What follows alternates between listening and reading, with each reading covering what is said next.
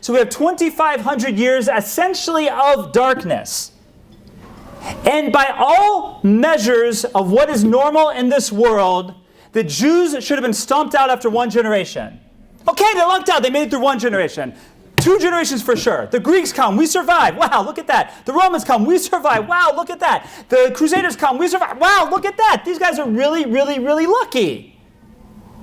Says Rav Yaakov Emden that as great as the miracles and the prophecies that came before Esther, they don't hold a candle to what came after Esther. The fact that everything the Jewish people were destined to go through from Esther until today and survive, that is the biggest miracle on the map of world history. Says Rav Yaakov Emden, writing in the 18th century, and it's only become greater in the 2+ centuries since that point. So says Rav Yaakov, we're living proof of the greatest miracle ever of world history.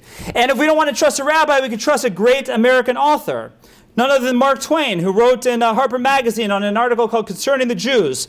The Egyptian, the Babylonian, and the Persian rose, filled the planet with sound and splendor, then faded to dream stuff and passed away. The Greek and the Roman followed and made a vast noise, and they are gone. Other people have sprung up and held their torch high for a time, but it burnt out. And they sit in the twilight now, or have vanished.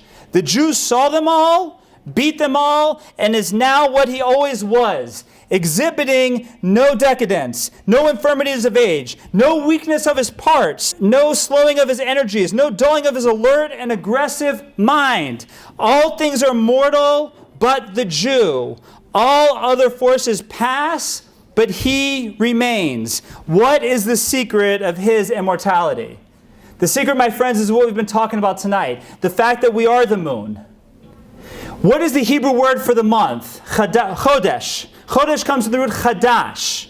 We are constantly renewing. Yes, we go dark. Yes, it looks like we're down. But just when we're down, we renew and we always get up again.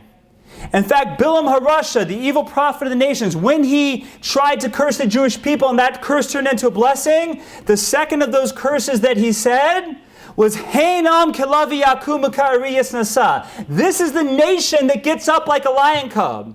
Because that is our essence. That is our raison d'etre. The fact that when we are knocked down, when the moon goes dark, there's always that next cycle when we wax back into the full moon. And there is nothing that can knock us down as a people.